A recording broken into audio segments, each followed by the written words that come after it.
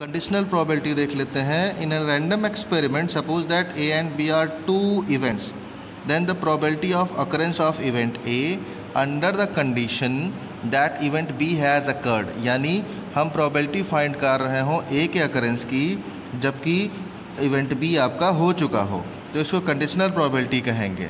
Denote करेंगे P A slash B से। यहाँ ए की प्रोबेबिलिटी निकाल रहे हैं जब बी अकर हो चुका यानी बी हो चुका है, और अगर बी की प्रोबेबिलिटी निकालनी होगी already A is occurred, then P slash A लिखा जाएगा। देख लेते हैं, ये हमारे पास फार्मूला बना है। सपोज दैट इस वेन डायग्राम को देखिएगा। सपोज दैट ये सैम्पल एक्सपेरिमेंट है और इसमें टोटल आउटकम आपके n है। टोटल आउटकम कितने हैं? n है। और जो प्रोबेबिलिटी ऑफ ए आपकी आएगी वो स्मॉल a है, प्रोबेबिलिटी ऑफ b जो आपकी आएगी वो स्मॉल b है, और probability of a intersection b आपका क्या आ रहा है? t आ रहा है। तो कंडीशनल प्रोबेबिलिटी क्या होती है?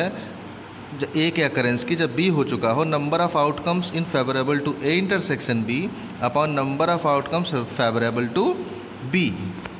मीन्स ए और बी जो दोनों में हो रहा हो उसका टोटल आउटकम यहाँ टी है, और बी ऑलरेडी अकर हो चुका है तो उसका टोटल आउटकम कितना है आपका? स्मॉल बी है, हमने लिख दिया। अगर हम दोनों को n से डिवाइड कर दें, n आपका क्या है? टोटल आउटकम है, टोटल सैंपल स्पेस का आउटकम है। तो आप देखेंगे t अपॉन n, यानी ये आ गया probability of A intersection B आ गया। ए इंटरसेक्शन बी का टोटल आउटकम t है, और टोटल आउटकम यानी ए इंटरसेक्शन बी के आउटकम को टोटल आउटकम से अगर हम डिवाइड कर दें t अपॉन n, तो प्रोबेबिलिटी आ जाएगी ए इंटरसेक्शन बी की। ऐसे जो b का अकरेंस है टोटल आउटकम, उसको अगर हम टोटल आउटकम से डिवाइड कर दें b अपॉन n, तो पी बी आपका आ जाएगा। तो फार्मूला यहाँ से बन जाता है पी ए इंटरसेक्शन बी इसके लिए, और बी अपॉन एन आपका है पी बी आ जाता है। तो ये फार्मूला हो जाएगा कंडीशनल प्रोबेबिलिटी ए के अकरेंस की जब बी हो चुका हो, ठीक है। और कंडीशन क्या होनी चाहिए कि यहाँ पी बी आपका 0 के इक्वल नहीं होना चाहिए। ऐसे बी के अकरेंस की, बी अकर्ड की प्रोबेबिलिटी जब ए ऑलरेडी हो चुका हो, P A intersection B upon P A होगा। तो पी ए स्लैश बी क्या होता है? यानी ए के अकरेंस की प्रोबेबिलिटी जब बी हो चुका हो, number of outcomes favourable in A intersection B, यानी जो ए और बी दोनों इवेंट है इसमें जो कॉमन आउटकम आपका आया है, ठीक है, उसका टोटल आउटकम अपॉन बी हो चुका है तो इसका आउटकम। अगर हम टोटल आउटकम से डिवाइड कर देते हैं दोनों को, तो देखते हैं फेवरेबल इवेंट जो आपका आया है दोनों में उसकी प्रोबेबिलिटी निकल गई, और b अपॉन n करते हैं तो b की प्रोबेबिलिटी निकल गई, यानी b के होने की प्रोबेबिलिटी। यानी ये आ गया p a इंटरसेक्शन b और ये आपका आ गया p b।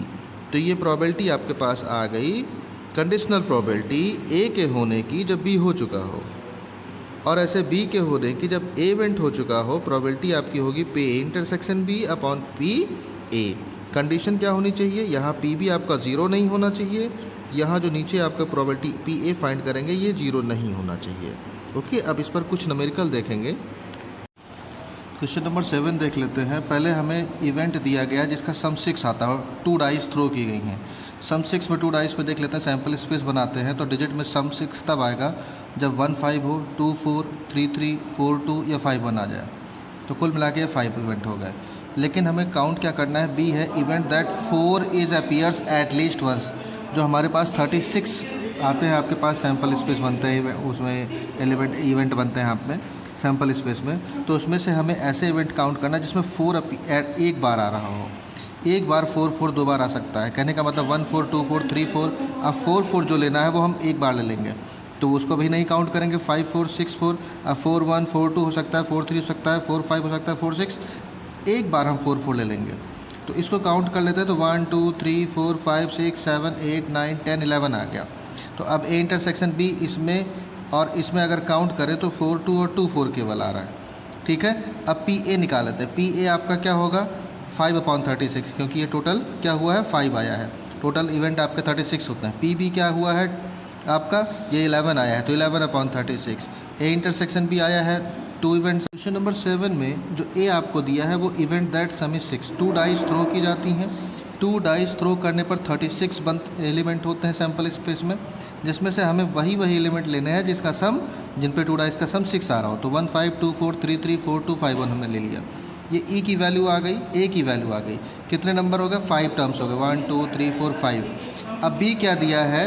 उसी 36 में से हमें ऐसे इवेंट ट्राई करना है जिसमें 4 कम से एक बार आ जा रहा हो बस। तो 1 4 2 4 एटलीस्ट लिखा हुआ, यानी एक डिजिट आपकी 4 आ सकती है, तो दोनों डिजिट भी 4 आ सकती है लेकिन एक बार आ सकती है। ठीक है, तो ये हमने काउंट किया तो ये 11 आ गया। टोटल कितना आया? 11 बनेंगे नंबर्स, 1 2 3 4 5 6 7 8 9 10 11। तो अब यहाँ से PA अगर हम काउंट करें तो यह टोटल आपका कितना आएगा? Event that sum is 6 is equal to कितना आया? 5। तो 5/36। PB कितना आएगा? ये 11 है तो 11/36। इंटरसेक्शन हमने निकाला तो 4 2 2 4 2 डिजिट्स आ गई तो 2/36। PB/A निकालना है तो P इंटरसेक्शन B/PA फार्मूला लगा देंगे। 2/36 5/36 36 36 कैंसिल आउट, 2/5 आंसर आ जाएगा। क्वेश्चन नंबर 10 देख लेते हैं। इसमें 1 से 12 तक की डिजिट दी गई हैं। पहला A क्या है, हमें जिसकी प्रोबेबिलिटी निकालनी है A के हैपन की मोर देन 3 नंबर हो। तो मोर देन 3 से ज़्यादा आपका क्या आ जाएगा? 4 5 6 7 8 9 10 11 12 9 नंबर्स आ जाएंगे। तो प्रोबेबिलिटी ऑफ A क्या हो जाएगा? 9/12 डिजिट्स हैं तो 9/12। B क्या है? 6। ये B आपका इवेंट हैपेंड हो चुका है जो कि इवन नंबर्स थे। इवन नंबर्स आपके कौन से होंगे 1 से 12 तक में? 2 4 6 8 10 12। ठीक है, 6 डिजिट्स हो जाएंगे तो 6/12 B की प्रोबेबिलिटी हो जाएगी। A और B का इंटरसेक्शन अगर हम निकाल लें तो 3 से बड़ी और इवन नंबर 12 तक, तो 3 से बड़ी इवन नंबर क्या हो जाएगा? 4 6 8 10 12। कितने नंबर हो गए? 5। तो इसकी प्रोबेबिलिटी आप अगर निकालेंगे 12 डिजिट में से तो 5/12 आ जाएगा P इंटरसेक्शन B की। अब हमें प्रोबेबिलिटी निकालनी है A की जबकि B हो चुका हो। Probability of A when B is occurred, तो probability of A when B is occurred is equal to B/A, PA intersection B/PA। ठीक है, इसकी प्रोबेबिलिटी निकालनी है जबकि B हो चुका है। तो PA की वैल्यू 5/12 और PA इंटरसेक्शन B की वैल्यू 5/12 और PA की वैल्यू 9। वैल्यू रखेंगे 5/12 9/12 12 और 12 कैंसिल आउट, 5/9 आंसर आ जाएगा। Okay student, law of probability देख लेते हैं। सपोज़ कीजिए कि आपके पास E1 E2 ... En तक म्यूचुअली एक्सक्लूसिव और एग्जॉस्टिव इवेंट है जो कि किसी सैम्पल स्पेस से एसोसिएटेड है और आपको एक एक्सपेरिमेंट करना है, यानी एक प्रोबेबिलिटी फाइंड करनी है A जो कि S से एसोसिएटेड होगा। तब आपकी जो टोटल प्रोबेबिलिटी आएगी वो होगी इवेंट E1 की प्रोबेबिलिटी इनटू E1 की कंडीशनल प्रोबेबिलिटी किसके साथ? A के साथ, प्लस E2 की प्रोबेबिलिटी, इवेंट E2 की प्रोबेबिलिटी इनटू जो एक्सपेरिमेंट आप कर रहे हैं उसकी प्रोबेबिलिटी किसके रिस्पेक्ट में? इवेंट E2 के रिस्पेक्ट में, प्लस ऐसे आप बढ़ते चले जाएंगे। En की probability into probability of experiment A with respect to En, सबको ऐड कर देंगे, ये आपकी टोटल प्रोबेबिलिटी आ जाती है। एग्जाम्पल इस पे देख लेते हैं। अ bag contains 3 white and 2 black balls while the bag B contains 2 white and 5 black balls. यानी बैग A में 3 वाइट 2 ब्लैक बॉल्स हैं, टोटल 5 बॉल्स हैं। बैग B में 2 वाइट 5 ब्लैक है, टोटल 7 ब्लैक हैं। One of the bag is chosen random, तो पहले event आपके पास क्या है? दोनों बैग में से कोई एक चूज़ किया जाता है, यानी इवेंट E1 की प्रोबेबिलिटी 1/2, E2 की प्रोबेबिलिटी भी 1/2 क्योंकि 2 बैग आपके पास हैं। अब कंडीशन क्या है कि एक बॉल निकाला जाता है, नया एक्सपेरिमेंट क्या किया जाता है? बॉल निकाला जाता है और वो वाइट बॉल हो जाए। तो एक्सपेरिमेंट आपका A आया वाइट बॉल, तो इवेंट E1 में वाइट बॉल होने की प्रोबेबिलिटी, वाइट बॉल कितने? 3, तो 3 अपॉन टोटल बॉल कितने हो जाएंगे इसमें? 3 2 5। तो ये कंडीशनल प्रोबेबिलिटी हो गई एक्सपेरिमेंट A की। एक्सपेरिमेंट A की अब E2 से देख लेते हैं। E2 में टोटल बॉल कितने हैं? 5 + 2 7, वाइट कितने हैं? 2, तो 2/7 हो जाएगी एक्सपेरिमेंट की कंडीशनल प्रोबेबिलिटी किसके? इवेंट E2 के रिस्पेक्ट में। अब टोटल प्रोबेबिलिटी का फार्मूला लगा देते हैं, वैल्यू रख देते हैं। PE1 की वैल्यू कितनी है? 1/2, A/E1 की वैल्यू 3/5, ऐसे ये वैल्यू रखेंगे, सॉल्व करेंगे, टोटल प्रोबेबिलिटी आ जाएगा। स्टूडेंट बायस थ्योरम देखते हैं। सपोज़ कीजिए कि E1 E2 E3 ...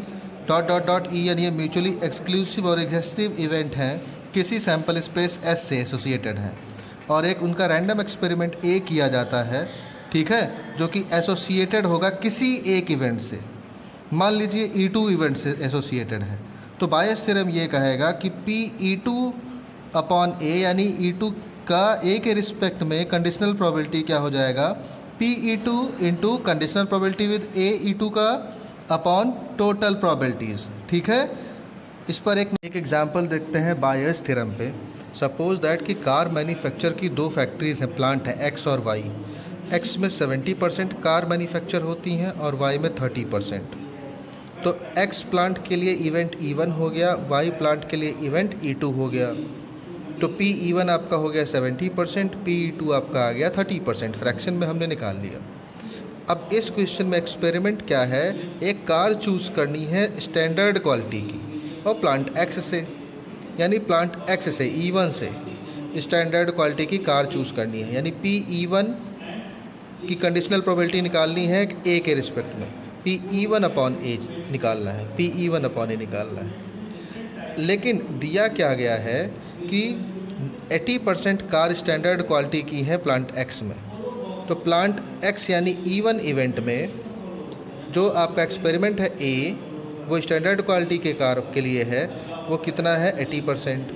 E2 के लिए कितना है 90%, फ्रैक्शन में हमने निकाल लिया। अब हम बायस थ्योरम लगा देते हैं, हमें स्टैंडर्ड क्वालिटी की कार निकालना है E1 इवेंट से।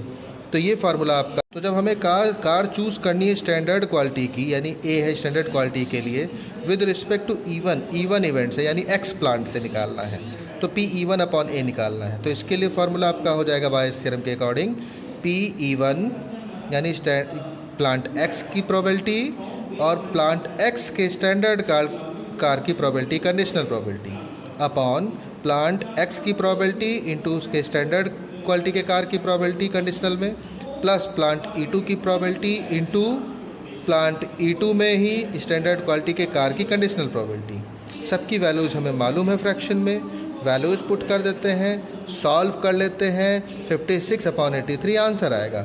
इसी तरह से बाकी न्यूमेरिकल आपको सॉल्व करने हैं।